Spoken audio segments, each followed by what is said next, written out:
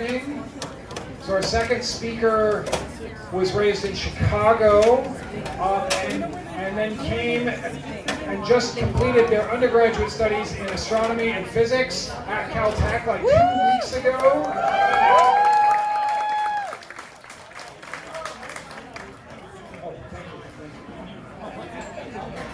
They completed their studies, and they are going to become a graduate student at Carnegie Mellon in Pittsburgh.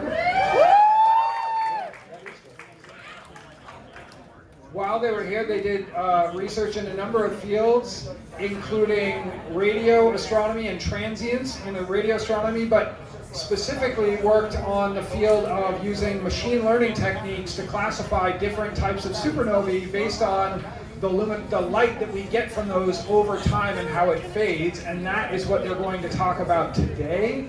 So please welcome recent graduate Xander Hall. Woo! Let's go!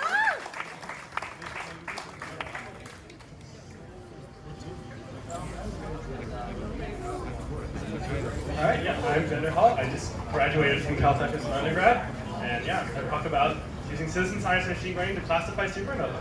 So we have a little outline. We're going to start with what a supernova is. We're going to go through all of them. We're going to go through what spectroscopy is. We're going to just classify some supernovae. We're going to talk about the Ziggy Truthing facility, and then we're going to talk about how we use machine learning, we use citizen science to actually classify all of these supernovae. So what are supernovae? So we kind of have to go through the entire sort of lifespan of the star here. So first we have a giant nebula of some gas and dust, and it sort of collapses in on itself and we form a little protostar. And if the star is big enough, as it sort of progresses down the main sequence, you get into these regime where it starts to run out of hydrogen, it runs out of fuel to burn. And as it runs out of fuel to burn, it expands to this red giant star. And if this red giant star is big enough, it'll start burning until it burns iron and fuses iron together, at which point it can no longer fuse iron because fusing anything denser than iron is an endothermic reaction, which means it takes more energy than it produces, which means that the star then collapses inward on itself and explodes in a giant supernova. And then it generally leaves behind a neutron star or a black hole. So sort of, why do we care about then classifying these different types of supernovas? Well, certain types of supernova are really important for what we call the distance ladder, or the cosmological ladder of the universe. Being able to figure out how far away something is in astronomy is relatively important because there's no easy way to sort of look up at a random star in the sky and know. You have to be able to sort of figure out how exactly bright it is and how bright it is to your eye. And then using that difference, you can figure out how far away something is. And we'll get into it. So type 1A supernovae are really helpful to do this. And these supernovae are just critical to sort of understanding these cosmological distances, and they're actually what helped us figure out that the universe was growing faster and at a faster rate. And so being able to tell where the type 1A are, or these core collapse supernova are, helps us figure out star-forming regions, how these galaxies, are they building new stars, are they running out of stars, and to give us this a whole host of sort of information about galaxies all over. So knowing the type is really important to sort of understand the greater our local universe and all the galaxies. So how do we do that? Well, so we do this thing called spectroscopy, which is basically you take how bright something is at a different wavelength and you sort of plot that over time. And by doing this, you can sort of look for different elements, because certain elements make different colors based on what electrons they have. And so you can sort of see you have a continuous spectrum at the top, and the different elements have different little lines where they make different colors. And so then based on whether or not we see those colors, we can figure out if that element is present in the supernova. The most sort of familiar example of this on Earth are in noble gas lamps. So you have like neon lamps, you have xenon lamps, and they all make different various cool colors, and then you can see them at night when you run electricity through them, which would excite the electrons, which makes these colors. So you have different gases, and then you make various colors, and you can tell by which color you're seeing in a neon gas or a xenon gas or a krypton gas or helium gas lamp, what gas it is. And we can do the sort of same process with supernova. And here's how you sort of read a spectrum. So you have This is important. We're going to go through all this. So you have the flux here, which is on your y-axis, and this is sort of telling you how bright, how much of that element you have there, and how excited it is, and that's how much light it's produced. You also have absorption lines, which is sort of how much that element is cool and how much photons that element is masking out. And the most obvious example of this is actually with our sun. So the solar spectra is relatively pretty flat, but there's an important part of it where you can see there's a lot of water in Earth's atmosphere, whether you believe it or not. And you can see all these various absorption lines of the water. And so we're going to be looking for these in various supernovae that we should look through. It's not going to be water, because there's not water in supernovae, but there will be hydrogen, there will be calcium, and there will be various other of these absorption and emission lines you can sort of go through. How did astronomers come up with this incredible system for classification? Well, so Zwicky, who is a pretty famous Caltech astronomer, and Rudolph Minkowski, they sat down together and they had 14 supernovae that they were looking at. And they saw one distinct thing. Some of them had hydrogen, and some of them didn't. So they called the ones without hydrogen type 1 supernova, and the ones with hydrogen type 2 supernova. And this is just now what we've been using for the last 60 years. So this then creates sort of the idea of what is the supernova zoo. So you have typically two types of supernovae, the ones with hydrogen and ones without. But then this eventually wasn't complicated enough because it turns out there's more in the universe than just hydrogen. So we had to type and break it down. We're like, well, does it have silicon? Does it have helium? How wide are the lines in these spectra? And this creates a sort of whole sort of array of one of the worst classification systems in astronomy. And they all did this by just looking at the spectra. They didn't have a great understanding of the physical processes behind how these spectra were created. They just knew that they were seeing these in faraway galaxies, which creates the system of knowing that all of the type 1a are thermonuclear, produced by a completely distinctively different physical process than the core collapse supernova, which is where the old star dies and collapses and explodes, which creates an even more confusing system because we have type 1s that are produced through entirely different means of physical process. And then we realized that there was a subclass of the core collapse supernova, which are stripped envelope supernova, which don't have hydrogen, but they're formed through the same process, so we needed a different subsection to sort of identify them. So, important thing to understand about how stars die, I'm going to go back to the red giant, which is a really old star that is burned through all of its hydrogen, is that you have these sort of different shells that are sort of around. So you have a little bit of hydrogen on the surface that isn't able to burn, and a little bit of helium, and then you have eventually heavier and heavier metals, like I said, until you get to iron. And basically, what we can see is that we're going to go through various explosions of this exact same star. There's going to be 3 different ways. It's going to either cause another star to explode, or it's going to explode itself. So first we're going to start with just a regular core collapse supernova. So this still has a hydrogen and helium envelope on top of it. And it's going to collapse and then explode.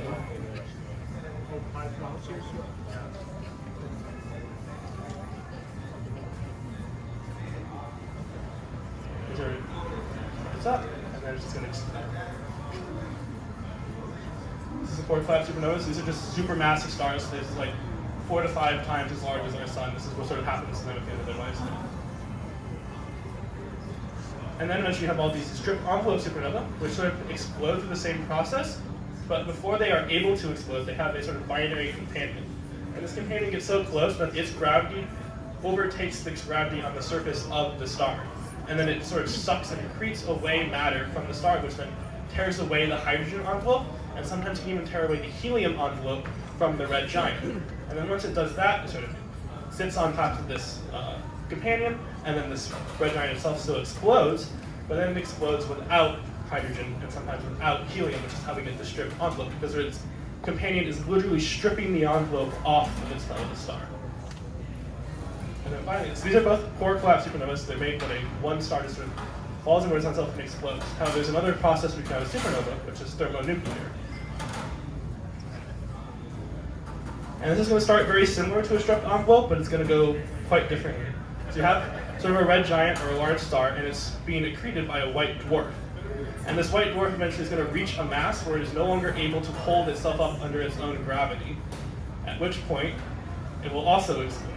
But see how this one, the white dwarf exploded instead of the red giant star. So this is what we call thermonuclear explosion because the process happens because it collapses inward. The white dwarf is collapsing on itself, which is sort of a remnant of a lower mass star.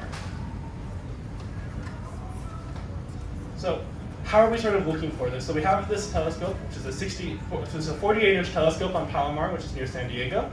And we have this this program called Wiki Transient Facility, named after our Wiki.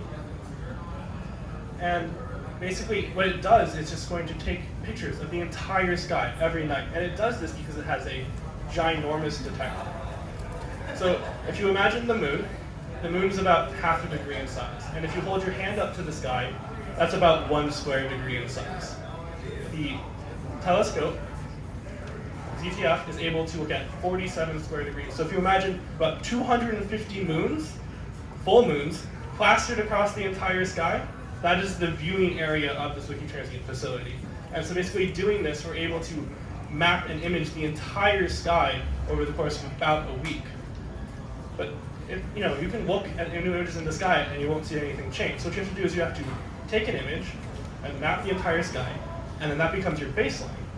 And then you can take new images every week, and you have to compare them to your old images. And basically that then starts looking something like this, where you have a nice spiral galaxy on the left, and then you find a new image where you have a nice little tiny dot. Do I have a laser pointer? It's not going to work on this. Not well at this point. Yeah, so you have no dot here, and then you'll see a nice little tiny supernova dot. So this is the result of one of the largest explosions in our universe. This doesn't look very impressive, but it's a lot of energy because it's just really far, far away.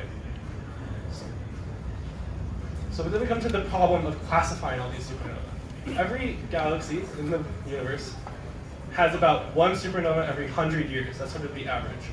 And in fact, our Milky Way is about 100 years overdue, 500 years overdue for a supernova. So any day now. I'm living for it. But basically, since there's so many galaxies and so many supernovae, we're having this problem where we have now about a dozen discovered every single night with the transient facility. And we have a pretty large team, but it's not actually that big to be able to keep up. We keep classifying all of these new supernovae. In the first couple of years of ZTF, they discovered about 800 supernova. In the next 4, we've discovered 8,000 supernova, which means we've gone from about having 1,100 spectra to 13,000 spectra. And each spectra takes several, 10 to 20 minutes to look over, to review, and to verify the class of the supernova based on the giant event diagram, the giant flow diagram that I showed earlier. And so this just becomes unsustainable as a sort of process. The 1,100 spectra took that a group of 6 several months to go through and make sure everything was correct. So doing the same again would take on the order of years, and by then we're going to have another 13,000 supernova spectra. So what do we do then? We're just going to infinitely fall behind and have way too much data to peer review. So we have to turn to machine learning, and we have to turn to citizen science. So we had 13,000 spectra, and basically we need to get through them all. So we found that we can get machine learning to take care of about 50% of them, and we can get citizen science plus sort of classical algorithms to get through another 10%, which means we only have about 40% to get through ourselves, which is still a lot, and it's still taking us well over a year to get through, but it's a lot more sustainable to get rid of 60% of your data, 60% of your data, and not have to worry about it, and just be able to be very confident in this classification. However, the process of using machine learning is kind of fickle in supernova, because it's something that I've not told you this yet, but 66% of supernova are type 1As, which means I could just design a machine learning algorithm that would classify everything as a type 1A, and I would be accurate 66% of the time, which is enough to pass a class at Caltech. But obviously, we don't want to have to deal with just calling everything a type 1A, because we can't get any real science done, and your professors are disappointed in you because you didn't do better in their class. So, how do we sort of deal with the situation? And the main thing is machine learning really can't deal with that situation. This is my common experience with my machine learning algorithms. And my parents keep telling me I need to be worried about my AI.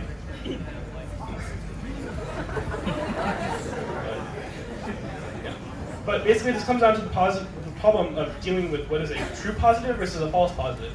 So accuracy is just how right do you get things all of the time, which is an important metric, but there's a far more important metric is just how often are we calling something which it is not, right? If we are calling something a type 1A, we want to be sure that it is a type 1A and not something else. And that basically boils down to this, where you have an action, you have some sort of machine learning algorithm, you have a cat, and you want to predict that it's actually a cat and not a dog. And so you're sort of running into this issue where you need to make sure that you know the things that you are calling 1As or calling type 2s are actually those things and are not a different type. And that sounds like accuracy, but it's distinctly different than accuracy, because it's a lot more important to minimize the number of things you call wrong than just getting the most number of things right. Because if I can tell you that, if I can hand you, if I have 13,000 supernova spectra, and I can hand 1,000 to you saying, I know for certain these are all type 1As, that is a lot more interesting than being able to hand you all 13,000 and saying, I'm 66% sure these are type 1As. And so this is the main sort of issue running in machine learning, and that's why we can only get rid of about half our data set with machine learning, which is why we have to turn to other methods. So we have these sort of classical algorithms, which is basically just you take a bunch of supernova you already know, and you just try to draw lines of best fit with a new supernova that you've taken. And you're just doing that with a couple thousand points on each supernova. So it's quite a simple and straightforward algorithm. But these actually offer really interesting insight towards citizen science. Because what I can do is I can take these sort of matches that I don't know are 100% correct, they're just sort of a best match option, and I can put them on this website called the Zooniverse, which is a citizen science portal, which any of you can access. There's a lot of other projects other than mine. But basically you can go on here and you can look at various different spectra that we've taken in ZTF, and then you can help classify them yourself. And basically, I give you all the information you need to know. I show you all 14 different types of supernova classifications that you're going to want to learn to be able to do this. You don't need to know all of them, but it's going to be right there next to you if you're interested and want to learn more. Provide annotated examples, show you what elements are there, which elements aren't, and then which class type to call it. And basically, we just give you this sort of spectra, and we ask you, is this a good match? And then we show you more, and we're asking which one is the best match, and if you don't think any of them are a good match, you also have an option for that. Basically, this helps us sort of deal with the second type, the core class supernova that I was talking about. This helps me get through about 50% of those, which is how I'm able to use the citizen science plus the algorithms to get 10% of those out, 10% of all the supernova we have out. And so yeah, this is a great tool, and it's helping us a lot get through it. We still have 40% of those 13,000 spectra to look through, but it is sure better than the alternative, which is manual matching, which is where I sit in front of my computer and manually click on which supernova I think it is for hours on end.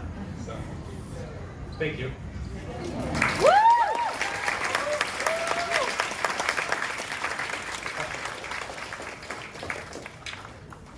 We can take questions.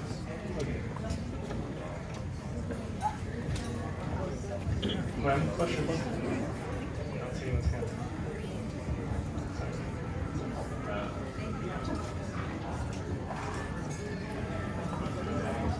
So Zooniverse has been around for quite a while, right? Yes. And I don't have a PhD in signal processing, but aren't you pretty much in every Zooniverse using human eyes to do some form of signal processing on some part of the EM spectrum? And if that's the case, I'm wondering, since AIs work so much better, like LLM models with trillions and trillions of terabytes of data, has someone, or could you, or someone that runs it, crunch all the data to figure out how human eyes got better at signal processing across a broad range of signals? And would that help you improve your processing, or am I just speculating wildly? Yes, that is an active project, I think, at Cambridge right now. There's a professor there working on attempting to sort of make a ChatGPT for data science, which I think is sort of what you're aiming at. That sort of then comes with all of the sort of nebulous black boxes that ChatGPT has. So it would be great if a tool like that worked and exists a lot of the time, but it's sort of, scientists like to know why things are happening in their data and how they're doing their analysis. So I think it would take a lot of effort to get people to switch to it. But yeah, it's definitely something people are working on, but it's going to take a while.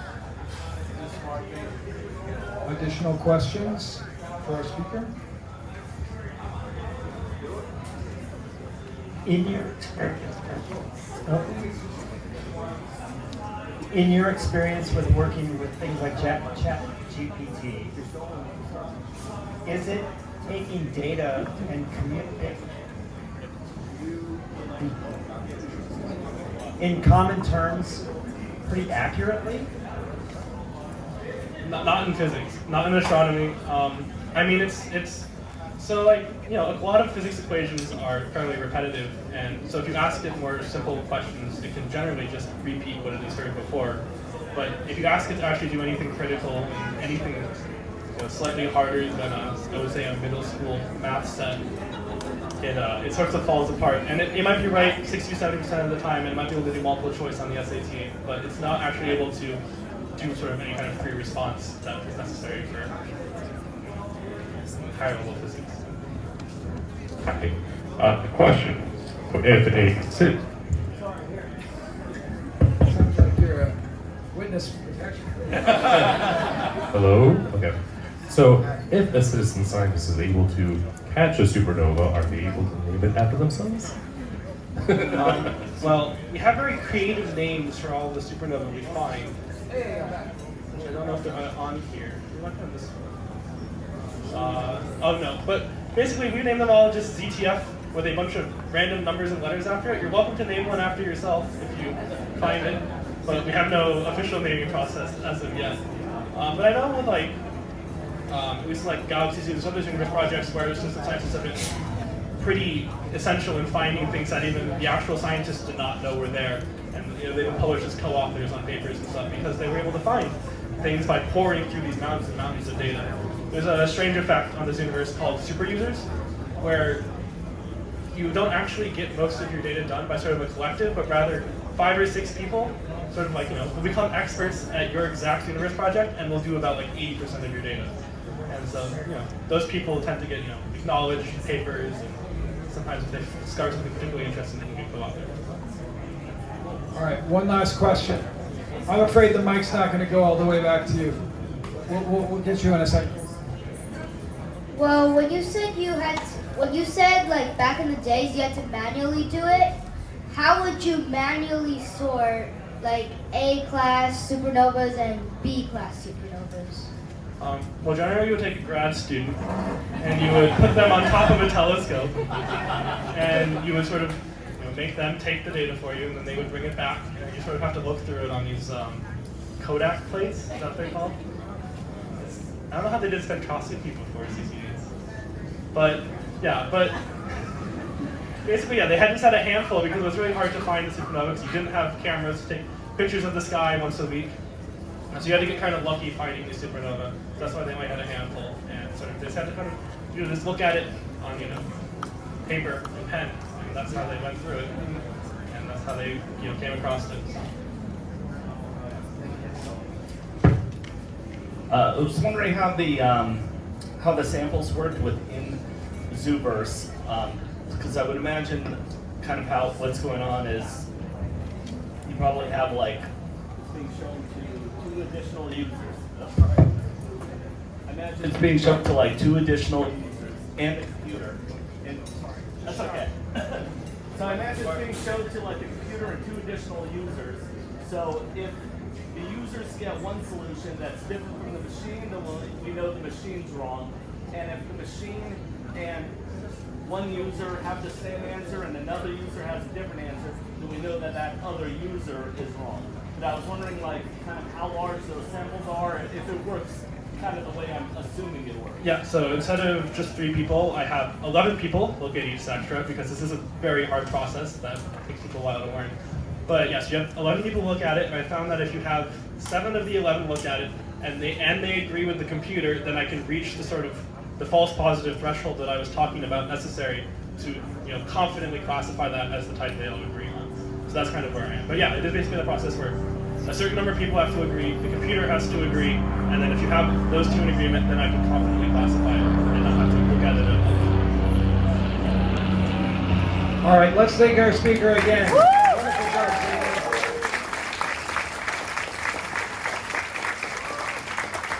All right, we're going to have our second intermission.